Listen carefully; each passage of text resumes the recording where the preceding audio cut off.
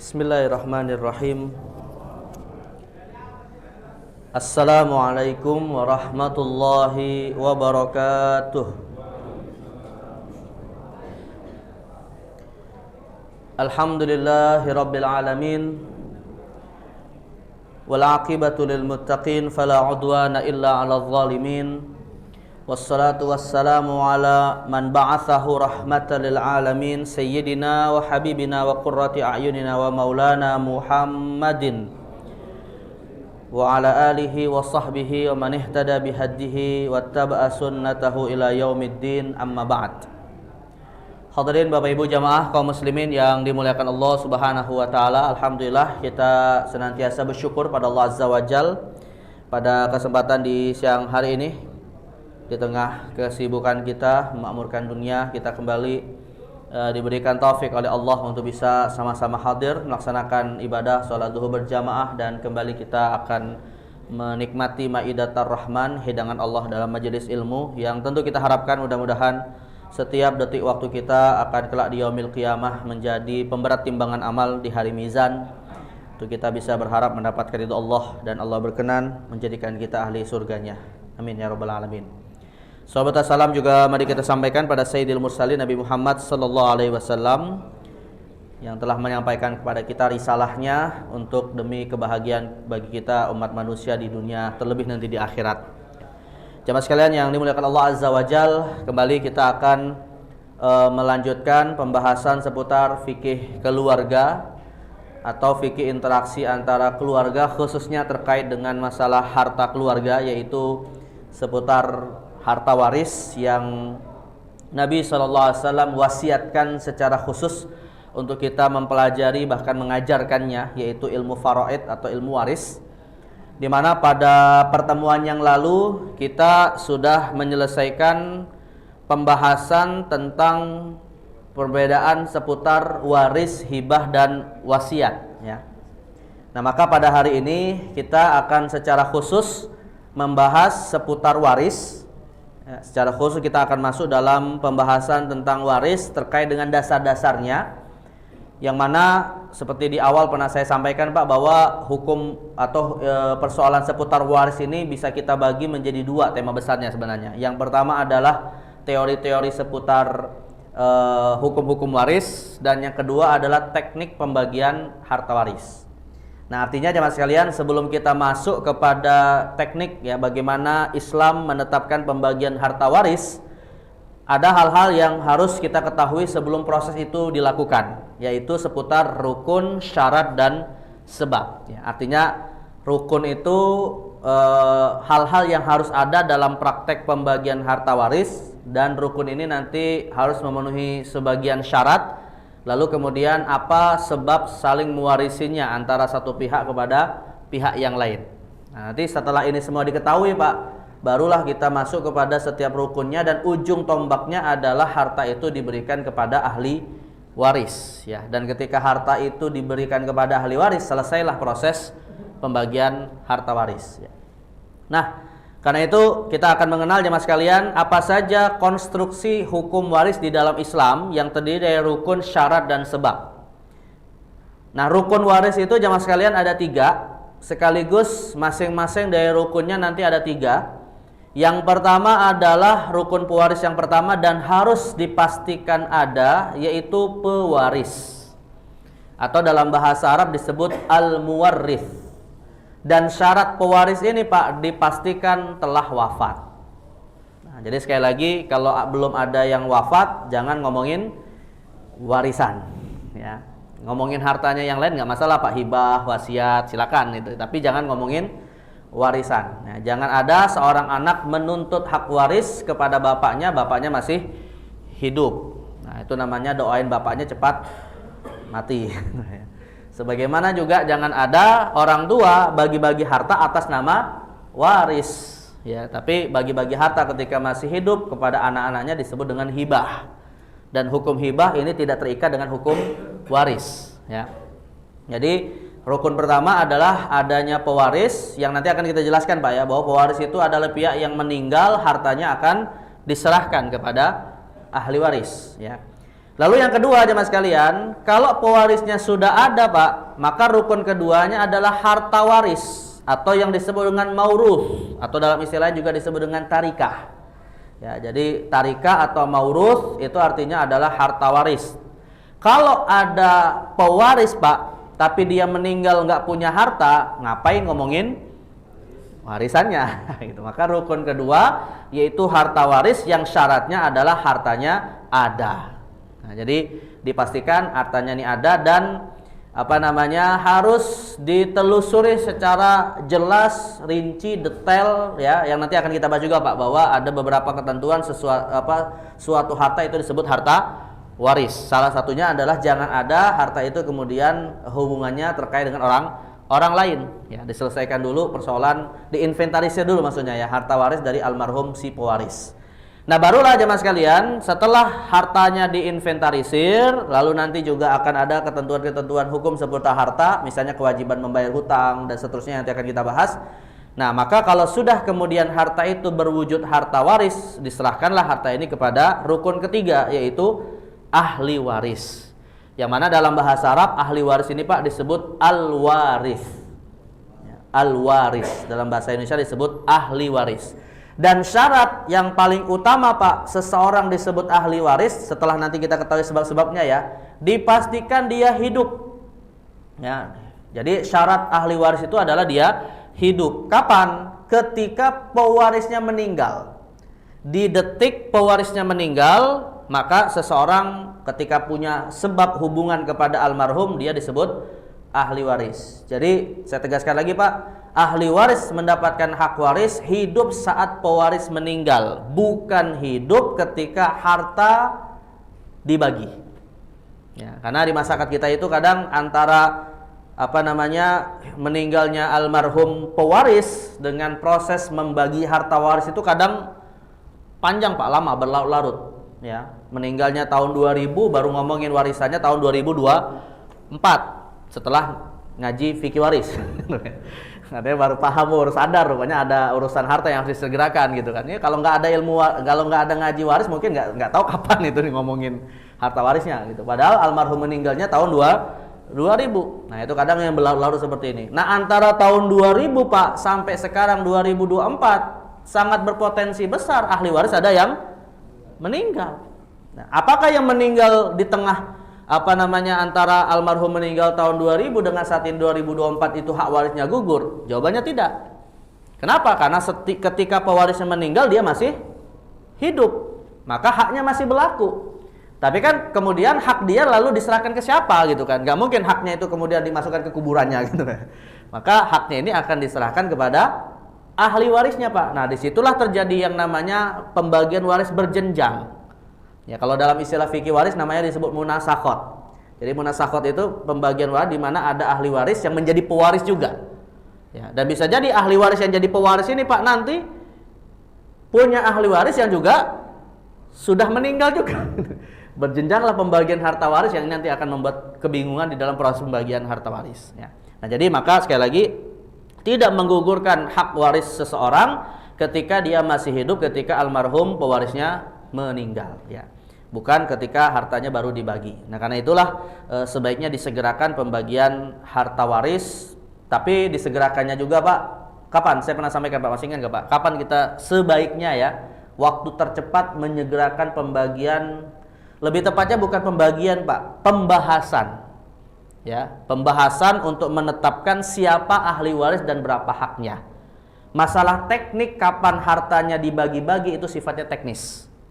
Nah, jadi artinya ditentukan, oh ahli warisnya adalah anak ini, saudaranya, mungkin istrinya atau suaminya dan seterusnya, haknya sekian. Nah, masalah kapan hartanya mau dibagi ini itu sifatnya teknis saja berdasarkan kesepakatan sesama ahli waris. Dan bahkan pembagian harta waris pun tidak mesti satu waktu, Pak. Bisa saja dia bertahap. Ya, misalnya menyelesaikan dulu uang di rekening banknya si almarhum misalnya, lalu nanti diselesaikan dulu harta-harta yang mudah dibagi-bagi berupa emas yang dimiliki misalnya. Nah, nanti masalah kapan rumahnya, tanahnya dibagi ya itu sifatnya teknis. Tapi yang paling penting Pak, ketika nanti membagi, misalnya ada uang, ada emas ya, lalu ada tanah, ada rumah yang nanti bertahap pembagiannya, ditentukan si fulan berapa persentase haknya, si fulan berapa persentase haknya. Nah, itu yang akan menjadi panduan setiap kali melakukan proses pembagian harta waris. Ya, misalnya ibunya dapat 1/8, sisanya untuk anak. Nah, pembagian 1/8 sama sisanya 7/8 untuk anaknya inilah Pak yang harus secepatnya ditentukan. Ya, masalah nanti kemudian kapan hartanya dibagi-bagi itu sifatnya fleksibel saja ya. Dan nggak apa-apa, masih ingat nggak Pak kapan waktu tercepat? Saya pernah sampaikan. Masih ingat nggak Pak? Apakah ketika jenazahnya belum dimandikan sudah bisa ngomongin warisannya? Atau nunggu kuburannya kering menunggu kuburannya kering dulu? Gimana kalau musim hujan Pak sepanjang tahun? Nggak kering-kering gitu kan? Singkat tadi. Kalau almarhum punya istri. Nah, kalau almarhum punya istri, maka yang paling cepat 4 bulan 10 hari. Kalau almarhum tidak punya istri, ya maka paling cepat 3 hari. Jadi 3 hari itu masa berkabung. Ya, setelah masa berkabung baru boleh kita ngomongin warisannya. Jadi kata Nabi SAW, tidaklah dibolehkan seseorang berkabung atas wafatnya keluarga lebih dari 3 hari. Nggak boleh. Jadi kita sebagai anak Pak, nggak boleh berkabung lebih dari 3 hari atas wafatnya bapak kita misalnya atau ibu kita. Kecuali seorang istri yang berkabung atas wafatnya suami, yang itu bisa berlaku sampai 4 bulan 10 hari. Atau lebih tepatnya Pak, bukan 4 bulan 10 hari secara pasti ya. Tepatnya adalah selesai iddah istri. Karena mayoritas ulama nanti menetapkan kalau almarhum suaminya ini meninggalkan istri yang hamil, maka iddahnya sampai melahirkan. Nah, artinya tidak mesti 4 bulan 10 hari. Kalau mayoritas ulama intinya sampai selesai iddah. Dan iddahnya itu paling lama adalah ketika dia melahirkan. Ya, hamilnya baru 1 bulan Pak. Hamil baru 1 bulan ya melahirkan kan bukan 4 bulan 10 hari ya. Bisa sampai 8 bulan. Nah, disitulah baru diomongin masalah warisannya ya. Baik, jadi sekali lagi ini 3 rukun waris sekaligus 3 syaratnya. Nah, lalu jamaah sekalian, apa saja sebab-sebab yang membuat antara pewaris sama ahli waris ini bisa mewarisi harta ya?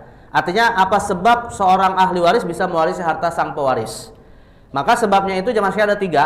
Tapi hari ini Pak, dari 3 sebab ini yang berlaku cuma 2 saja. Satunya tidak berlaku lagi ya. Yaitu sebab nasab, sebab pernikahan dan wala. Nah, sebab wala sudah nggak berlaku lagi Pak, karena wala ini terkait dengan sebab saling mewarisi karena sistem perbudakan. Ya, sistem perbudakan. Dan hari ini ada nggak Pak perbudakan Pak? Kalau kita misalnya buka ke Shopee, Bukalapak, beli budak bisa nggak Pak? Nah, ada tuh Pak, budak Palembang, budak Letik, Sunda itu ada.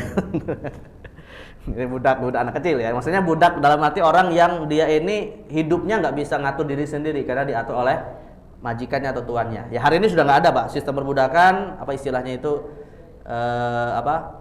yang hukum internasional yang melarang perbudakan itu namanya trafficking ya. Trafficking itu kan sudah nggak berlaku lagi hari ini ya. Kalau dulu masih berlaku Pak ketika masih sistem perbudakan, contoh kasus misalnya gini. Abu Bakar As-Siddiq, ini sebagai wawasan saja ya. Abu Bakar As-Siddiq radhiyallahu anhu itu kan pernah membeli Bilal bin Rabah. Ya. Nah, Bilal bin Rabah ini ketika dibeli oleh Abu Bakar dari Umayyah bin Khalaf, setelah dibeli Pak langsung dibebaskan oleh Abu Bakar As-Siddiq. Maka saat itu Pak nama Bilal menjadi Bilal Maula Abi Bakrin. Ya, atau kalau diterjemahkan adalah Bilal mantan budaknya Abu Bakar. Jadi si tuan yang membebaskan itu disebut dengan maula. Ya, sedangkan hubungan antara yang membebaskan dengan yang dibebaskan disebut dengan hubungan wala. Nah, seandainya Bilal bin Rabah ini saat meninggal Pak, dia tidak punya keluarga berdasarkan nasab atau pernikahan, maka hartanya ini akan diberikan kepada mantan majikannya. Tapi dalam sejarah Bilal meninggalnya setelah Abu Bakar Pak, maka tidak berlaku hukum wala gitu ya. Karena Abu Bakar meninggal lebih awal, baru Bilal beberapa tahun berikutnya. Nah, Bilal juga sempat berkeluarga. Ini catatannya adalah kalau yang mantan budak ini tadi Pak tidak punya keluarga nikah atau tidak punya keluarga nasab. Nah, barulah hartanya diserahkan kepada mantan tuannya ya. Tapi sekali lagi hari ini tidak ada, dan kalaupun ada Pak, kadang juga masih sulit karena bisa jadi ada orang yang dibebaskan dia kemudian menikah atau punya anak. Ya, maka kalau dia menikah atau punya anak ya tetap hak warisnya diberikan kepada nasab dan hubungan pernikahannya. Ya. Nanti siapa saja mereka yang mendapatkan berdasarkan nasab dan nikah, nanti insya Allah akan kita bahas dalam bab ahli waris ya. Karena sederhananya gini Pak, yang paling banyak itu sebab nasab. Kalau sebab nikah cuma 2 saja, antara suami atau istri. Ya, adapun mertua, menantu, ipar, besan, nah itu bukan ahli waris, antara suami dan istri saja.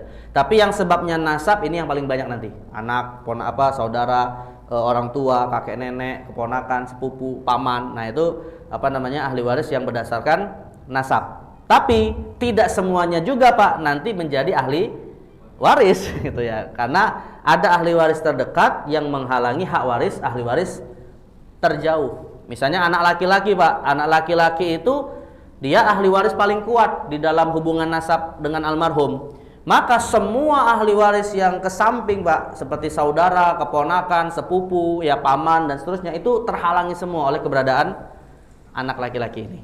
Tapi yang jadi masalah kalau almarhum meninggal nggak punya anak laki-laki, tapi dia punya anak perempuan. Nah, anak perempuan ini tidak menghalangi ahli waris yang di samping ya. Jadi insyaallah nanti akan kita bahas siapa saja ahli waris dan bagaimana hubungan antara sesama mereka. Nah, untuk menegaskan jamaah sekalian, Pak ya, karena sebab waris itu cuma 2 saja hari ini, yaitu nasab dan nikah, maka untuk menegaskan bukan ahli waris. Artinya hubungannya ini Pak tidak menjadikan mereka saling mewarisi. Yang pertama adalah keluarga tiri. Yang namanya tiri-tiri Pak bukan ahli waris. Kecuali jamaah sekalian, kecuali kalau ada sebagian masyarakat kita Pak menyebut keluarga tiri ini termasuk saudara sebapak atau seibu. Nah, kadang saudara sebapak atau seibu ini Pak kadang disebut dengan saudara tiri dalam tradisi kita Pak. Padahal saudara sebapak atau saudara seibu itu dalam hukum Islam bukan keluarga tiri. Ya, kita sebutnya sebagai saudara sebapak, kita sebutnya sebagai saudara seibu. Jadi yang dimaksud dengan keluarga tiri itu Pak, misalnya ada seorang laki-laki menikahi seorang wanita yang mana wanita ini janda yang sebelumnya punya anak. Nah, anak dari bawaan wanita ini kan anak tiri untuk suaminya kan. Dan ketika mereka menikah Pak, lalu mereka punya anak, ya, maka anak bawaan mohon maaf.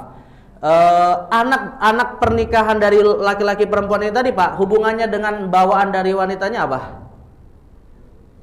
Ini bukan saudara tiri, ini saudara seibu. Saudara seibu. Jadi saudara tiri itu kayak gini Pak. Si wanita ini punya anak, si laki-laki punya anak, janda dan duda masing-masing punya anak. Nah, mereka menikah. Nah, maka disinilah mereka punya hubungan saudara tiri. Ya, jadi ketika anak dari si bapak ini meninggal, saudara tirinya nggak dapat hak waris. Ya, termasuk ibunya juga nggak dapat hak waris. Bukan ibunya, istri dari bapaknya itu pun nggak dapat hak waris. Kenapa? Karena karena istri bapaknya itu disebut ibu tiri. Dan anaknya dari si ibu tersebut itu anak tiri. Makanya antara sesama anak tiri ini Pak boleh menikah. Janda duda nikah, masing-masing punya anak laki-laki perempuan, mereka saling menikah itu boleh. Kenapa? Di satu sisi bukan mahram dan yang kedua memang tidak saling mewarisi. Tapi ketika mereka nikah Pak bisa mewarisi. Sebagai apa? Suami istri. Suami istri. Ya, jadi mereka kalau ingin saudara tiri ini ingin mewarisi satu sama lain, maka mereka harus menikah gitu ya. Nah, itu boleh seperti itu ya. Nah, jadi sekali lagi yang disebut dengan keluarga tiri ini bukan saudara sebapak, bukan saudara seibu ya, tapi saudara bawaan dari istri suami, saudara bawaan dari istri bapaknya atau anak bawaan dari suami ibunya. Paham ya? Ya, jalur-jalurnya ya. Baik, termasuk yang bukan ahli waris jamaah sekalian, keluarga yang diangkat-angkat. Ya, keluarga angkat ya. Kecuali jamaah sekalian kalau keluarga angkat ini memang punya hubungan nasab. Misalnya ada seseorang mengangkat mengangkat anak saudaranya sebagai anak angkat, keponakan. Nah, itu kan ahli waris. Tapi kalau nggak punya hubungan apa-apa, maka yang namanya keluarga angkat tidak mewarisi. Maka jamaah sekalian, yang menjadi catatan Pak, biasanya di sini anak angkat harus tahu ya. Khususnya kayak gini Pak, dalam kasus ketika orang tua angkatnya meninggal nggak punya anak kandung. Ya, orang tua angkatnya meninggal nggak punya anak kandung, tapi dia punya saudara. Orang tua angkatnya punya saudara Pak. Di masyarakat kita kira-kira anak angkat ini menguasai harta orang tua angkatnya nggak Pak? Nah, padahal dia punya hak nggak terhadap harta orang tua angkatnya? Nggak punya. Ya, maka di sini sang anak angkat harus tahu diri bahwa harta orang tua angkatnya bukan milik dia, tapi milik saudara dari orang tua angkatnya. Dan orang tua angkatnya Pak yang paham ilmu waris mengantisipasi lewat jalur wasiat. Ya, dia buat wasiat bahwa nanti anak angkatku ketika aku meninggal akan mendapatkan hak harta yang aku tinggalkan maksimal berapa? 1/3. Jadi anak angkat ini bisa dapat harta dari orang tua angkatnya ketika masih hidup lewat jalur hibah atau dijanjikan lewat jalur wasiat. Tapi tidak bisa dia dapat hak waris, tidak bisa dapat hak harta orang tua angkatnya lewat jalur waris. Nah, disinilah maka anak angkat harus tahu hak-hak dari saudara almarhum orang tua angkatnya. Nah, orang tua angkat juga Pak wajib menyampaikan, karena kalau anak angkatnya kemudian menguasai dan tidak pernah menyampaikan bahwa itu bukan hak dia, ikut menanggung dosanya. Ya, artinya dia harus menyampaikan kepada anak angkatnya bahwa ini bukan harta waris dia, tapi harta waris saudaranya. Nah, itu. Baik, jadi yang namanya angkat ini tidak mewarisi. Termasuk yang tidak mewarisi Pak, mantan. Nah, mantan apa nih maksudnya Pak?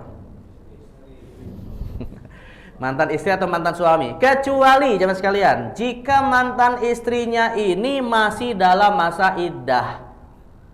Jadi ada seorang suami Pak, ada seorang suami punya 2 istri. Ada seorang suami punya 2 istri. Sang suami yang punya 2 istri ini misalnya Pak lagi sakit parah, dihasut sama istri pertamanya untuk menceraikan istri keduanya, biar nanti ketika suaminya meninggal yang dapat warisan cuman istri pertama saja. Terbayang Pak kasusnya? Hah? Atau pernah ada yang mengalami?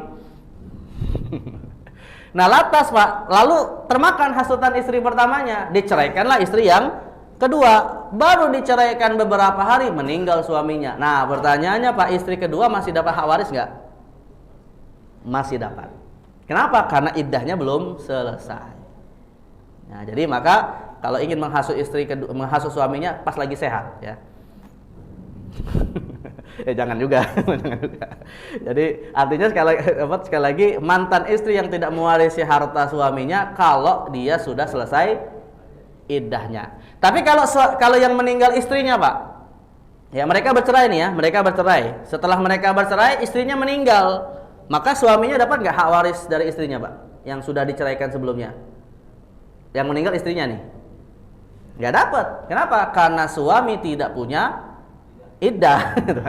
Jadi dalam hal ini kasusnya hanya mantan istri saja. Adapun mantan suami tidak berlaku iddah, maka tidak dapat mewarisi harta almarhumah mantan istrinya. Ya. Baik, kemudian termasuk yang bukan ahli waris Pak, ya mertua atau menantu. Ya tadi saya katakan hubungan pernikahan hanya antara suami dan istri saja. Ya mertua menantu ini kan hubungan pernikahan, nggak bisa mewarisi. Saudara ipar juga tidak bisa mewarisi. Ya jadi ini pihak-pihak yang mungkin ya mas sekalian, pihak-pihak yang kadang di masyarakat kita itu Pak merasa punya hak karena punya hubungan kepada almarhum, tapi hakikatnya mereka bukan ahli waris. Ya, siapa Pak yang menentukan bahwa mereka ini bukan ahli waris? Allah Subhanahu wa taala. Bukan hukum negara, bukan si almarhum ketika masih hidup, tapi syariat Allah Subhanahu wa taala. Baik, sekarang kita masuk jemaah sekalian ya. Salah pembahasan dari ketiga rukun yang tadi kita sebutkan Pak. Tapi mungkin hari ini kita hanya akan bahas rukun pertama saja. Masih ingat tadi jemaah sekalian ada berapa rukun waris? Ada 3 ya. Siapa saja yang pertama? Pewaris, kedua harta waris, ketiga ahli waris. Nah sekarang kita akan bahas Pak persoalan-persoalan hukum seputar pewaris. Jadi artinya masing-masing dari 3 rukun ini Pak, selain ada syarat yang paling utama yang tadi kita sebutkan, ada juga pembahasan-pembahasan hukum yang terkait dengan 3 rukun ini. Yang pertama adalah pewaris ya, yang mana definisinya seperti yang tadi sudah kita sebutkan, orang yang wafat dan hartanya harus dibagi kepada ahli warisnya. Dan syarat seseorang ini disebut pewaris Pak, ada 3 di samping yang tadi kita sebutkan. Yang pertama dan tadi sudah kita sebutkan adalah sudah wafat. Ya. Nah, sebagai tambahan ya Mas kalian, sebagai tambahan tadi saya sebutkan Pak, syarat pewaris itu yang paling utama adalah sudah wafat. Nah, wafatnya pewaris ini Pak, ada 2 bentuk. Wafatnya pewaris ada 2 jenis. Yang pertama adalah wafat secara hakiki. Yang kedua wafat secara hukmi. Ya, wafat secara hakiki itu artinya jenazahnya memang kita tahu dia meninggal, dikuburkan dan selesai. Tapi kalau wafat secara hukmi Pak, ini kasusnya terkait dengan orang yang disebut dalam fikih dengan istilah mafkud. Jadi mafkud itu artinya orang yang hilang, rimbanya nggak ketahuan kemana. Ya, jadi misalnya Pak, ada kasus musibah, ada musibah pesawat misalnya ya waliyadzubillah, seorang laki-laki yang berada atau salah satu dari penumpangnya adalah seorang laki-laki misalnya, yang dia ketika itu termasuk korban. Tapi dilakukan evakuasi oleh Basarnas ya sepanjang waktu tidak ditemukan jenazahnya. Nah, ketika orang ini tidak ditemukan jenazahnya Pak, ada dua kemungkinan. Bisa jadi dia masih hidup selamat tapi nggak tahu kemana. Bisa jadi juga dia sudah meninggal, jenazahnya udah nggak tahu kemana juga gitu kan. Artinya ada dua kemungkinan. Maka ketika ada dua kemungkinan antara hidup dan mati Pak, boleh nggak ahli warisnya langsung membagi harta waris orang yang hilang ini tadi? Dan kalau ini seorang laki-laki, boleh nggak istrinya lalu menikah lagi dengan laki-laki yang lain? Wah, kesempatan nih suaminya kena musibah. Akhirnya nikah lagi gitu. Boleh nggak kayak gitu Pak? Belum boleh. Belum boleh Pak. Ya, harus mendapatkan dulu putusan dari negara. Nah, kepastian hukum dari negara bahwa orang ini sudah dianggap meninggal. Keluar putusan yang disebut dengan meninggal secara hukum. Jadi putusan hukum ini Pak yang akhirnya menjadi dasar legal mereka baru bisa membahas warisannya. Nah, pertanyaan berikutnya Pak, ini kan ada dua kasus nih ya. Ada dua kasus nih terkait dengan hak waris, terkait dengan istrinya.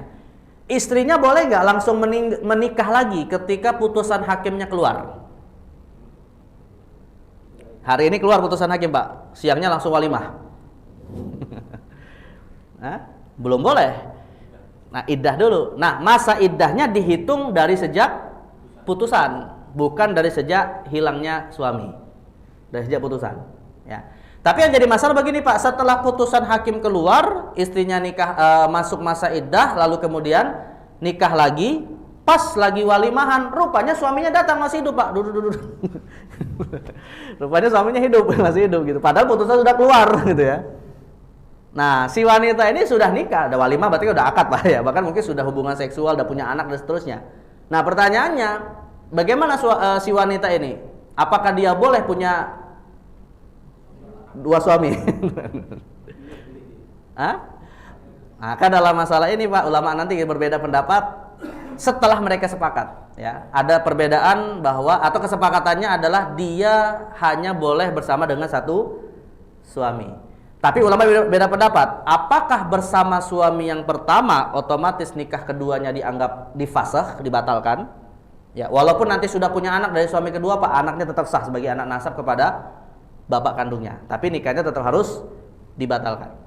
Dan pendapat yang kedua mengatakan Pak, boleh memilih mau bersama yang pertama atau yang kedua. Tapi semua sepakat tidak boleh milih dua-duanya. Nah, jadi artinya dalam hal ini tidak ada poliandri bagi sang wanita, harus bersama dengan satu istrinya. Nah, tapi bagaimana Pak kalau yang hilang ini adalah si wanita? Tadi kan kasusnya hilang laki-laki nih Pak. Nah, ini kasusnya yang hilang si perempuan. Bolehkah si suaminya menikah tanpa keluar putusan hakim? Boleh Pak. Nggak hilang aja lagi masak di dapur boleh gitu ya. Apalagi hilang gitu ya. Kata Ustaz Dasar Latif kayak gitu Pak gitu. Ustaz Dasar Latif ditanya sama istrinya juga iseng juga nanya gitu Pak ya, kata istrinya Ustaz Dasar, Pah, kalau nanti mamah kalau mamah nanti meninggal lebih duluan, Papa nikah lagi nggak? Kata istrinya kepada Ustaz Dasar. Apa jawaban Ustaz Dasar? Nggak usah mamah meninggal lebih duluan, mamah lagi masak di dapur sekarang pun Papa mau nikah lagi. Itu kata Ustaz ya, bukan kata saya. Nah, jadi maka artinya kalau dalam kasus ini yang berlaku hukum hanya siapa? Si laki-laki yang hilang gitu. Tapi kalau yang hilang adalah perempuannya, itu tidak berlaku putusan hakim. Artinya suaminya mau nikah lagi pun ya nggak ada masalah. Tapi Pak, kalau yang hilang ini adalah perempuan, berlaku putusan hakim terkait dengan harta warisnya. Artinya untuk harta waris sama-sama harus mengeluarkan putusan hakim. Artinya keluarga nggak boleh kemudian membagi harta waris siapapun, milik siapapun itu hartanya selama belum ada kejelasan kematian dari almarhum secara hakiki ataupun secara putusan hakim. Tapi kalau untuk bicara masalah nikahnya ya tadi ada beda antara laki-laki dan perempuan ya. Baik, ini syarat yang pertama, yaitu terkait dengan wafat dengan dua jenisnya tadi. Yang kedua jemaah sekalian, syarat muslim. Nah, kalau untuk syarat muslim ini Pak, ini ada problem perdebatan di antara para ulama. Jadi para ulama sebenarnya sepakat dulu Pak, kalau yang meninggal ini adalah seorang muslim dan dia punya anak non muslim, anaknya yang non muslim, sepakat para ulama tidak mewarisi harta bapaknya yang muslim. Tapi yang jadi masalah ini kebalikannya Pak. Yang jadi masalah ini kebalikannya. Yang meninggal ini non muslim. Ya, bapaknya misalnya non muslim, karena syarat di sini kan muslim kan? Bapaknya non muslim, tapi anaknya ada yang muslim. Nah, apakah anaknya yang muslim ini mewarisi harta bapaknya yang non muslim? Ya. Nah, para ulama beda pendapat, mayoritas mengatakan tidak bisa mewarisi pakai hukum Islam. Ya, dan ada sebagian berpendapat seperti Dr. Yusuf Qardawi bisa mewarisi atas dasar hadis al-Islamu ya'lu wa la yu'la alaihi. Islam lebih tinggi dan tidak ada yang lebih tinggi daripada Islam. Tapi kalau misalnya kita ingin ikut pendapat mayoritas ulama Pak, tadi kan saya katakan anak yang muslim tidak bisa mewarisi harta bapaknya yang non muslim pakai hukum Islam. Tapi bisa dia mendapatkan harta warisnya kalau tidak pakai hukum Islam. Ya, misalnya di Indonesia kan ada 3 hukum yang berlaku tentang waris Pak. Ada hukum Islam, ada hukum kuah perdata, ada hukum adat.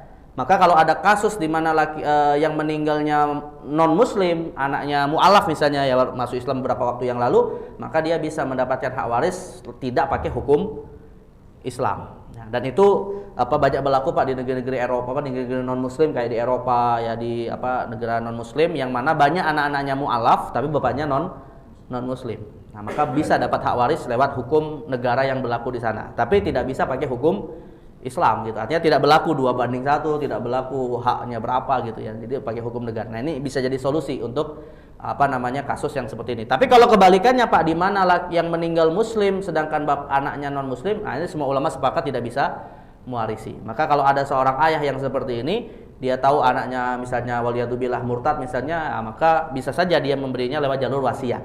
Tapi tidak bisa lewat jalur waris ya. Mudah-mudahan dengan wasiat itu anaknya mau masuk Islam kembali ya. Dan yang terakhir Pak, syarat yang paling penting adalah bukan hanya sudah wafat dan muslim, juga yang meninggal ini punya harta ya.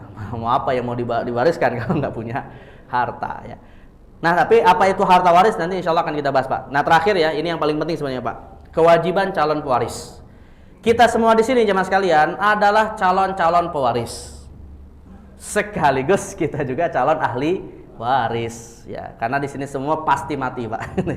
Artinya kita sebagai calon pewaris ini penting untuk harus tahu apa saja hal-hal yang harus kita persiapkan ya. Jangan sampai kemudian kita meninggal, karena gini Pak, salah satu di antara tanda-tanda akhir zaman, Nabi pernah menyampaikan ya, di antara tanda akhir zaman itu adalah al-mautul mufaji, kematian yang tiba-tiba.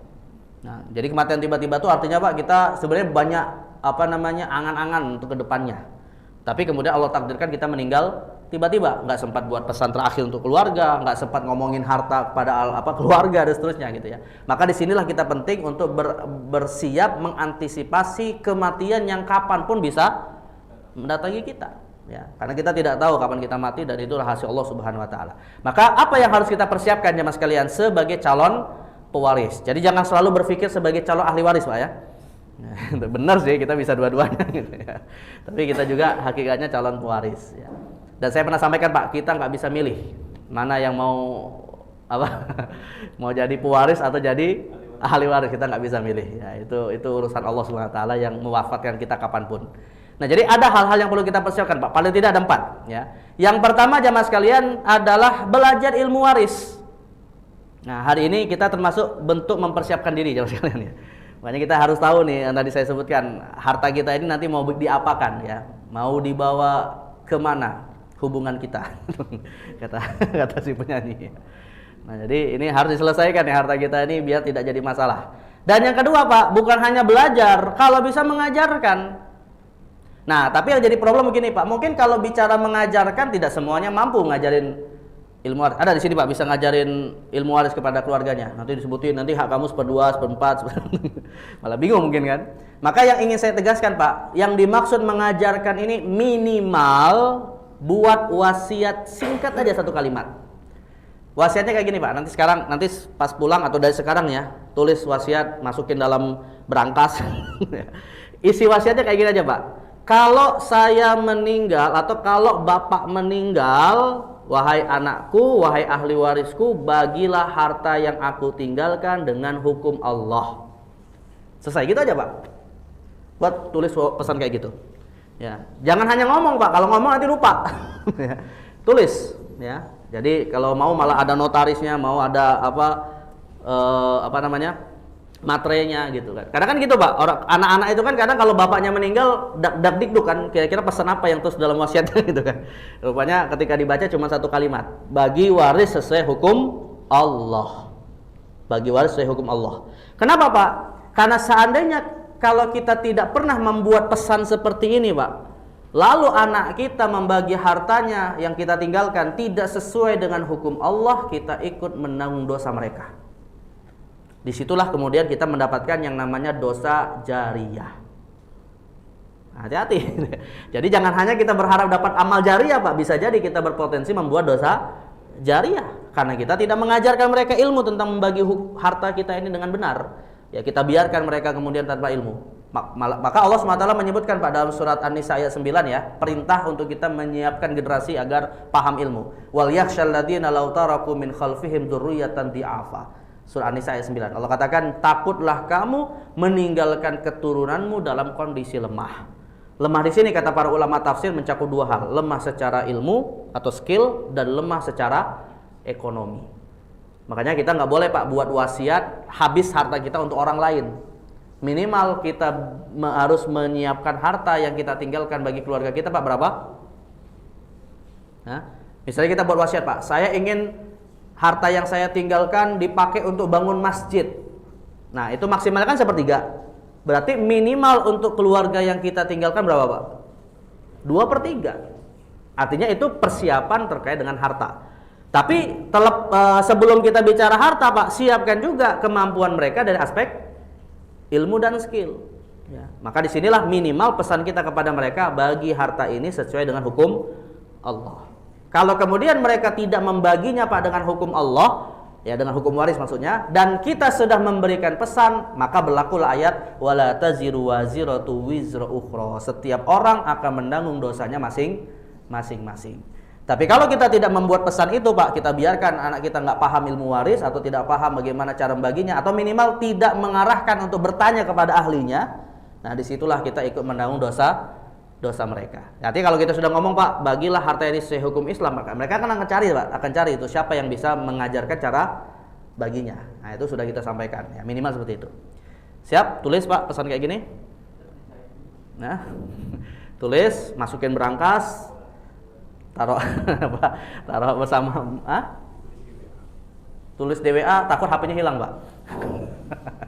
Ya boleh ya, tulis di WA, nggak pesan, kirim semua ke grup keluarga. WA grup keluarga kirim semua. Itu nggak apa-apa, Pak. Minimal intinya tersampaikan pesan itu ya. Tersampaikan pesannya dan tidak dilupakan ya. Mulai. Nah, ini yang kedua ya. Nah, yang ketiga, Pak, nggak kalah pentingnya, Pak. Yang ketiga, menjelaskan hartanya. Nah, ini penting nih jamaah sekalian. Jangan kita kemudian nanti keluarga kita bagi-bagi harta yang bukan milik kita. Ya, misalnya, nak, lihat tuh ya, di sana itu ada tanah kosong tuh, Nak. Ya, di sampingnya ada rumah kosong tuh. Si anaknya bilang, emang punya siapa, Pak? Ya nggak tahu, pokoknya saya mau kasih tahu aja itu bukan harta saya gitu. Kita jelaskan yang mana harta kita, mana harta orang lain gitu ya. Karena termasuk ini yang harus hati-hati, Pak. Yang diamanahi menjaga harta orang lain. Bendahara masjid, bendahara kelurahan, bendahara RT, RW yang megang uang arisan. Nah, ini hati-hati. Karena kita nggak tahu, Pak, tiba-tiba meninggal harta ini tercampur dengan rekening kita. Dan nggak punya catatan yang jelas, yang mana harta kita, mana harta orang lain. Ya, karena namanya ahli waris kan nggak tahu, Pak. Pokoknya di rekening semuanya harta bapaknya kan. Gitu. Padahal di situ ada harta orang lain gitu ya. Nah, akhirnya yang terjadi mereka makan harta haram, atau bisa jadi, Pak, dituntut mereka mengembalikan amanah yang dipegang oleh bapaknya, tapi bapaknya tidak punya catatan. Rupanya amanahnya lebih besar daripada yang ditinggalkan, Pak. Jadilah itu hutang gitu kan. Nah, itu maka jelaskan yang baik, yang sempurna, yang rinci terkait dengan harta kita kepada keluarga kita. Dan yang terakhir, Pak, ya, hindarilah beberapa bom waktu. Nah, bom waktu itu jamaah sekalian meledaknya kapan, Pak? Saat dirakit atau nanti? nanti kan, artinya bom waktu itu ketika kita melakukannya belum meledak, tapi meledaknya nanti di kemudian hari. Artinya Pak, banyak perbuatan-perbuatan kita saat masih hidup, kita menganggapnya nggak ada masalah, tapi rupanya jadi masalah setelah kita meninggal. Nah, ini yang disebut dengan bom waktu. Ada 6 setidaknya Pak, ada 6 bom waktu yang bisa meledak ketika kita meninggal dan jadi problem atas keluarga kita. Yang pertama adalah wasiat yang keliru. Nah, kita buat wasiat, misalnya kita khususkan salah satu anak kita dapat wasiat harta. Padahal wasiat itu Pak, pernah kita bahas, tidak boleh harus memenuhi 2 syarat. Tidak boleh untuk ahli waris. Yang kedua, boleh untuk ahli waris tapi nilainya tidak boleh lebih dari 1/3. Kita buat wasiat bahwa misalnya, oh ini rumah akan menjadi milik anak bungsu saya setelah saya meninggal. Nah, ini nggak boleh. Berpotensi menimbulkan konflik antara ahli waris. Nah, itu maka wasiat keliru ini akan menjadi bom waktu. Mungkin bisa jadi Pak, ketika masih hidup anak-anaknya pada setuju, nggak tahu setelah meninggalnya jadi konflik. Nah, itulah bom waktu yang harus kita antisipasi. Nah, termasuk Pak ya, yang perlu diantisipasi hibah yang tanpa saksi dan legalitas, hanya omongan di lisan saja. Ya, nggak ada saksi yang menyaksikan ucapan hibahnya, nggak langsung dinotariskan atau ditulis misalnya. Misalnya bedanya dengan wasiat kan, hibah itu Pak langsung diberikan ya kepada penerima. Bisa jadi hibahnya hibah wakaf Pak, seperti kasus yang ada di Makassar kalau nggak salah. Jadi mungkin bisa jadi ada orang tua menghibahkan tanahnya untuk dijadikan wakaf masjid. Baru secara omongan lisan aja Pak, saya wakafkan bangunan itu masjid bagi masyarakat. Masyarakat baru mendengarnya sebagai omongan, tidak langsung dinotariskan, langsung tidak dibuatkan sertifikat wakafnya. Ya, padahal sudah disampaikan secara lisan. Masyarakat udah pada tahu semua bahwa itu adalah wakaf. Meninggal, tanahnya masih atas nama almarhum, digugat oleh ahli waris sebagai harta waris. Mana yang menang di pengadilan Pak? Ahli waris. Padahal masyarakat semuanya udah paham itu wakaf. Karena buktinya nggak ada itu bukti wakafnya apa. Nah, akhirnya apa yang terjadi? Gagallah si almarhum dapat amal jariyah gara-gara anaknya yang mengambilnya sebagai harta waris. Nah, ini harus kita hati-hati. Jadi kalau kita ingin menghibahkan, mewakafkan Pak, ya dari sejak masih hidup langsung legalkan. Ya. Yang ketiga jemaah sekalian, berhutang diam-diam Pak. Nah, ini juga bom waktu. Berhutang diam. Kita punya hutang di mana-mana Pak, tapi nggak ada satu keluarga kita pun yang tahu gitu ya. Karena yang jadi masalah gini jemaah sekalian, biasanya di masyarakat kita kalau ada orang meninggal Pak, itu anak biasanya ngomong kan di depan jamaah pas sholat jenazah, yang punya sangkut paut hutang piutang dengan almarhum silakan datangi keluarga. Rupanya setiap hari didatangi debt kolektor Pak. Dan mereka terkejut. Kenapa terkejut Pak? Bapaknya nggak ngasih tahu kalau utangnya banyak gitu. Akhirnya yang mereka harapkan bisa senang dapat warisan, tapi malah kesulitan gara-gara setiap hari ditagihin hutang. Mending kalau ditagihin hutang almarhum bapaknya punya persediaan untuk bayar hutang. Lah kalau nggak ada Pak, ya, bisa jadi malah gini kasusnya Pak. Punya hutang bisa bayar sebenarnya, tapi pembayarannya harus pakai aset rumah dijual. Padahal di situ anak istrinya tinggal. Ya. Artinya dia tidak menyediakan yang namanya uang cash untuk bayar hutang. Ya otomatis kan harus dijual rumahnya untuk bayar hutang almarhum. Nah, disinilah akhirnya jadi bom waktu, dalam arti saya yakin Pak, keluarga yang dalam kondisi seperti ini kecewa nggak dengan almarhum bapaknya Pak? Kecewa. Yang diharapkan bapaknya mendapatkan kiriman pahala sedekah, malah yang dapat adalah cacian dari keluarganya. Nah, itu. Jadi maka jangan sampai ini terjadi. Yang keempat Pak, harta yang sama-samar. Ya, artinya tadi yang saya sebutkan ya, harta yang nggak jelas ini milik siapa gitu, ini perlu diperjelas oleh kita saat masih hidup kepada keluarga kita. Yang ketiga, legalitas harta yang masih bermasalah. Misalnya gini Pak, kita masih ada proses transaksi dengan pihak lain yang belum efektif menjadi milik kita Pak. Mungkin nggak di tengah berjalannya akad itu tiba-tiba meninggal? Mungkin. Kita melakukan transaksi jual beli tanah misalnya Pak ya, belum selesai pengukuran dan seterusnya tiba-tiba meninggal. Nah, ini kan akhirnya meninggalkan masalah kalau tidak dijelaskan kepada siapa? Keluarga. Dan yang terakhir Pak ya, termasuk bom waktu yang harus dihindari Pak. Dan ini potensi mudorotnya besar. Istri kedua dan seterusnya. Nah, yang biasanya nikahnya secara siri. Bom waktu bukan Pak? Bom waktu bukan kira-kira? Tanya para wanita. Bom waktu bukan Bu? Tiba-tiba misalnya ketika almarhum suaminya meninggal, datang 3 wanita ke rumah istrinya. Ya, lalu bilang, "Bu, kami ini 3 wanita ini adalah istri-istri dari bapak ibu, nuntut juga hak waris." Nah, kira-kira istri pertamanya mau nggak Pak berbagi? Ya, nah ini yang jadi masalah. Kalau misalnya tidak mau berbagi harta waris, Pak, siapa yang dosa? Suami atau istrinya? Nah, yang berpotensi dosa bisa dua-duanya, Pak. Tapi kasusnya bisa jadi tidak. Artinya gini, kita tahu di sini, Pak ya. Bisa jadi yang berdosa hanya suaminya. Kapan? Ketika suaminya saat hidupnya tidak pernah menginformasikan kalau dia punya istri sirri. Lalu kemudian harta-harta yang dia tinggalkan semuanya dikuasai oleh istri yang pertama. Nah, istri yang pertama, Pak, bisa jadi nggak berdosa. Kenapa? Bisa jadi istri yang sirri tadi dinikahi ya, datang menuntut hak waris, dikhawatirkan oleh istri pertama sebagai penipu. Maka dia menjaga asetnya kan? Kenapa? Sebab istri yang tadi atau wanita yang ngaku-ngaku sebagai istri sirri tadi tidak bisa mendatangkan bukti. Nah, maka dalam hal ini yang berdosa, kalaupun istri itu sah ya dalam arti dia dinikahi secara sah secara agama, yang dosa dalam hal ini siapa?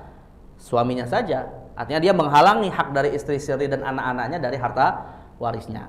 Tapi kalau seandainya Pak sang suami sempat menginformasikan ketika dia masih hidup, lalu istri pertamanya tidak mau berbagi, maka istri pertamanya ikut berdosa. Nah, jadi maka sampaikanlah walaupun pahitnya rasa menyampaikan informasi itu. Ya, misalnya disampaikan Pak ketika lagi sekarat menjelang wafat misalnya. Sampaikan aja. Mohon maaf nih, ada rahasia besar yang selama ini bertahun-tahun Bapak simpan. Sampaikan gitu kan. Lah apa gitu, dipikir istrinya ini harta waris di mana gitu kan gitu. Nah, sampaikan. Kata suaminya, itu di sono itu di Pulau Sulawesi itu ada satu itu gitu kan. Wah, ini kayaknya ada aset di sana gitu kan. Kata saya itu ada aset di sana gitu kan. Itu di Sumatera juga ada satu itu. Itu di Kalimantan juga ada satu, ada 3 itu apa namanya aset gitu. Nah, itu maksudnya apa nih, Mah? Istri sirri. Nah, maka kalau sudah ngomong kayak gitu, Pak, dia lagi sekarat.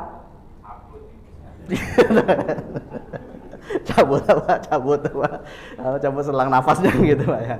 Tapi kalau istrinya nggak paham agama, Pak, lalu dia emosi, dibunuh suaminya saat itu juga, malah nggak dapat warisan istrinya. Kenapa? Karena yang menghalangi hak waris itu termasuk adalah membunuh pewaris. Nah, maka mau nggak mau, Pak, di sini istrinya harus ridho, harus ikhlas dengan itu, informasi itu. Tapi saya yakin, Pak, tetap mudarat akan datang kepada suaminya. Kenapa? Karena istri yang seperti ini pasti sangat kecewa dan pasti tidak akan mau doain untuk suaminya kebaikan di barzakh. Pasti itu, Pak. Ya, anaknya diajarkan, "Nak, nggak usah baca Robbil firli wali walidayah," gitu. Itu, gitu. Ya udah kecewa soal itu, ya gimana gitu. Artinya walaupun diinformasikan mudarat juga untuk sang suami gitu ya. Tapi kalau istrinya udah tahu kayak gitu, Pak, tetap tidak mau berbagi harta waris, yang dosa juga adalah istrinya. Karena nikah siri termasuk sah secara agama, maka bisa mewarisi harta arwah tua suaminya. Nah, ini alasannya, Pak, kenapa para wanita tidak mau dimadu, Pak, ya. Atau diracun, Pak, ya. Kenapa? Karena haknya itu cuma 1/8, Pak. Istri itu haknya cuma, bayangkan gini, Pak, ya. Istri yang pertama dinikahi nggak punya anak, Pak. Nah, sedangkan istri sirri yang dinikahi punya anak, laki-laki lagi 1 orang misalnya, Pak. Berarti kan harta warisnya kan 1/8 untuk istri, berbagi antara mereka. Sisanya 7/8, Pak, untuk anak dari istri sirri. Coba bayangkan istri yang pertama gimana perasaannya itu, Pak. Kecewa banget gitu kan. Ya, masih mending kalau hartanya itu kemudian berbagi antara mereka berdua 100%, misalnya 50-50 kan masih mending gitu. Karena ini 7/8-nya, Pak, untuk untuk anak dari istri yang kedua. Nah, itu makanya di sinilah wahai para suami, ya jangan membuat bom waktu. Jangan bermain-main dengan bom. Jadi kita harus mengantisipasi di kemudian hari seperti apa. Kalau memang ingin berpoligami, ya berpoligamilah dengan cara yang baik. Yang baik, informasikan baik-baik. Kalau memang kalau istri pertama nggak punya anak, istri kedua punya anak, Pak, maka dari sejak masih hidup berilah hibah sebanyak-banyaknya kepada istri pertama, biar nanti ketika suaminya meninggal dia nggak merasa terbebani dengan harta waris yang ditinggalkan almarhum suaminya. Itu. Siap para suami? Baik, ya, jamaah sekalian, inilah mungkin ya terkait dengan hal-hal yang harus diketahui oleh pewaris ya. Insya Allah kita semua adalah calon pewaris, jadi jangan sampai kita malah menyiapkan masalah ya di kemudian hari untuk keluarga kita. Kita berharap mudah-mudahan sampai meninggalnya pun keluarga kita termasuk yang ridho untuk terus menghadiahkan pahala-pahala ibadah mereka kepada kita, sedekahnya, istighfarnya, dan berbagai macam pahala yang nanti kita harapkan ketika kita di alam barzah sebelum dihisab di hari kiamat ya. Baik jemaah sekalian, mungkin yang bisa saya sampaikan kita cukupkan. Ada yang mau bertanya Pak? Silakan. Sebagai calon pewaris. Ya, silakan Pak. Ya. Waalaikumsalam warahmatullahi wabarakatuh. Ini ceritanya kita punya kakek. Punya harta. Tapi kita nggak tahu diwariskannya. Kedua, dari kakek ini turun ke ayah. Anaknya ya. Anaknya. Ayah udah meninggal juga. Kita nggak tahu juga. Ternyata kita hanya tahu ini gitu. Punya istri kan ibu. Ibu yang mana nih? Ibu dari kakek atau dari ayah? Dari ayah. Ibu. Terus ibu apa? Nah kita menantu dari kakek ya. Iya, kita ada punya. Nah, pertama pertanyaan saya kan dari masing-masing sisi lainnya punya hak lah ya termasuk ibu. Misalnya kita nggak bagikan pada saat dia hidup, baru meninggal gitu ya. Nah, terus sekarang ini bagaimana kita membaginya? Nah, yang kedua dosa nggak itu kita nggak lakukan proses-proses itu. Karena tadi kaitan ilmu waris ya kan mungkin nggak semua orang sama gitu kan pengetahuan tentang waris, mungkin nggak ada rasa enak atau tidak enak. Ternyata bisa jadi jadi bom waktu juga. Nah, tadi dua pertanyaan Ustaz, itu berdosa apa enggak? Dua membaginya tuh bagaimana? Ya. Sebenarnya Pak, kalau untuk dosanya ada potensi. Ada potensi Pak. Kenapa ada potensi? Ada potensi dosa. Sebab gini Pak, mungkin dari sisi kita aja kita nggak butuh, jadi merasa kayak ngapain ngurusin gitu kan. Tapi kan kita punya keluarga atau punya ahli waris lain yang bisa jadi dia membutuhkan. Nah, ketika dia membutuhkan, di mana ahli waris yang lain tidak mau ngurusin juga, kan terhalangi hak dia sebagai sesama ahli waris. Artinya dalam hal ini Pak, kita seakan menghalangi ahli waris yang lain bisa mendapatkan haknya. Nah, disitulah ada potensi dosanya. Tapi kalau misalnya ahli warisnya cuma kita saja Pak, nggak ada kaitan dengan orang lain, lalu kita nggak mau ngurusin, ya itu sebenarnya pada pos saat ini belum berpotensi ada dosa. Tapi akan jadi masalah ketika kita punya anak. Nanti kan akhirnya mereka akan, cucu kita misalnya akan menelusuri seperti kita Pak, seperti yang tadi Bapak tanyakan, si cucu menelusuri harta kakek gitu kan. Nah, padahal si kakek ini bisa jadi punya berapa anak. Ya, artinya kan ahli warisnya bukan bapak dari kita saja, tapi paman-paman kita gitu kan. Jelas kalau dari jalur ibu itu bukan ahli waris karena menantu.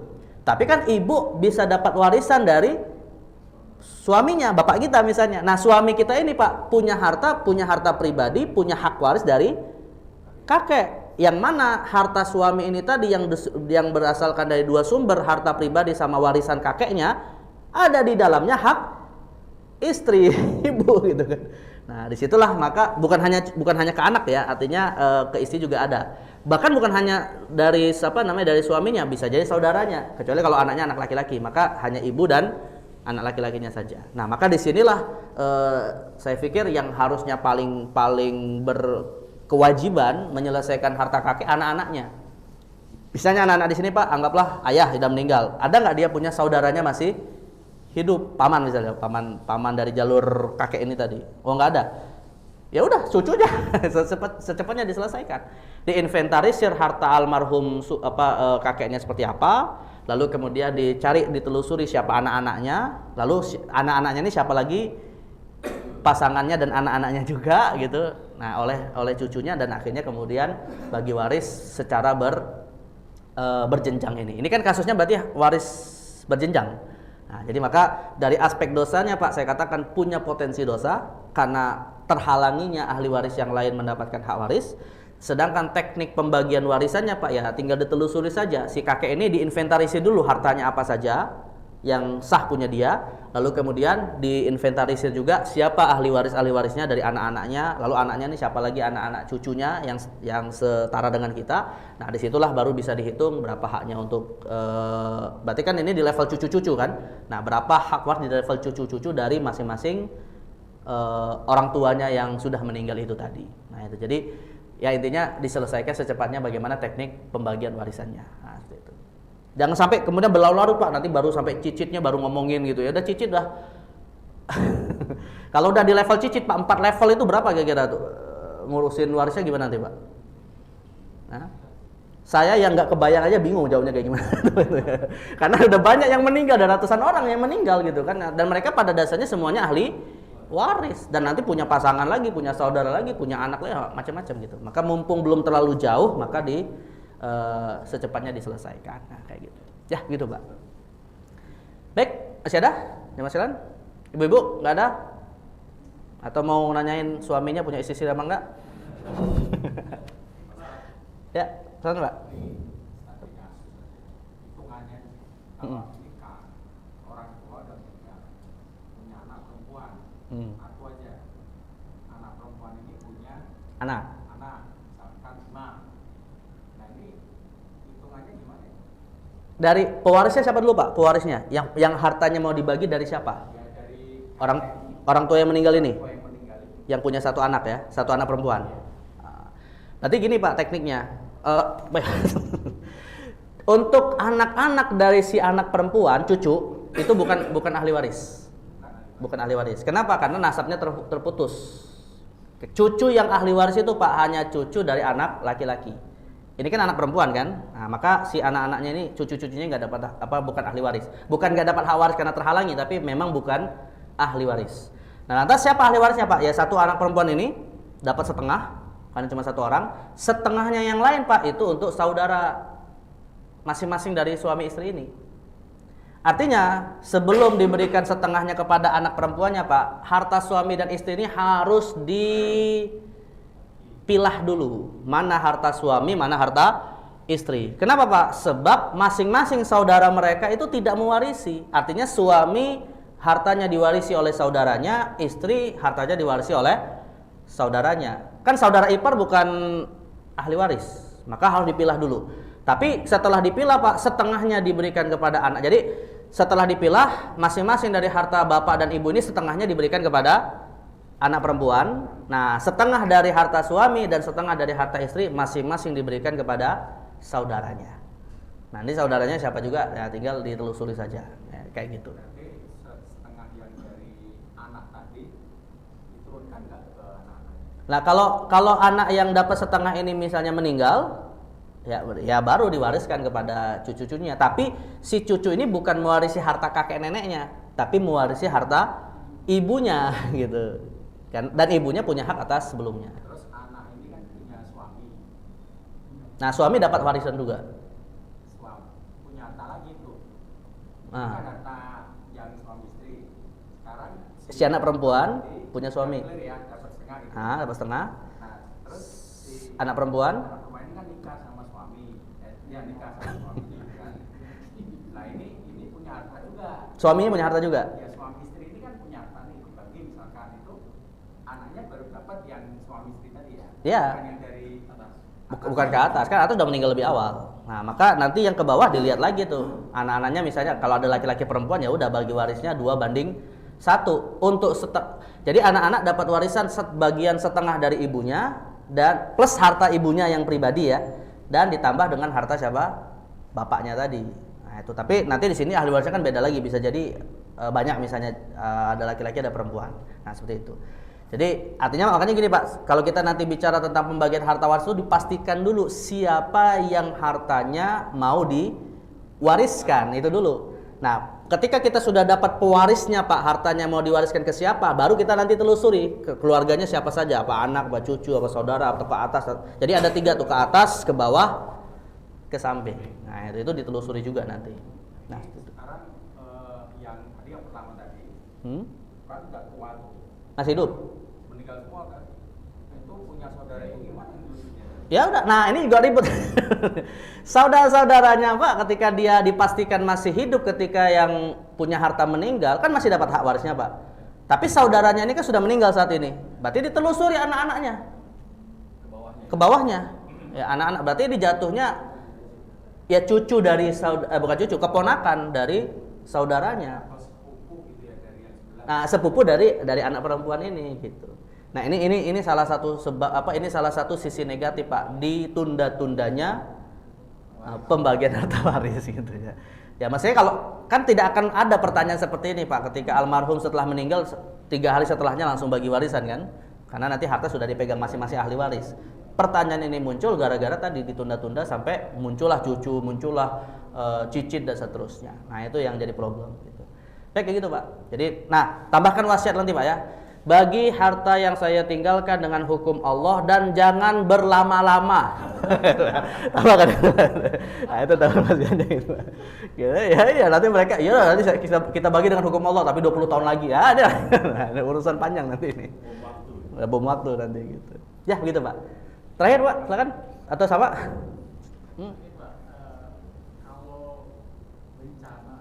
Kalau Bencana.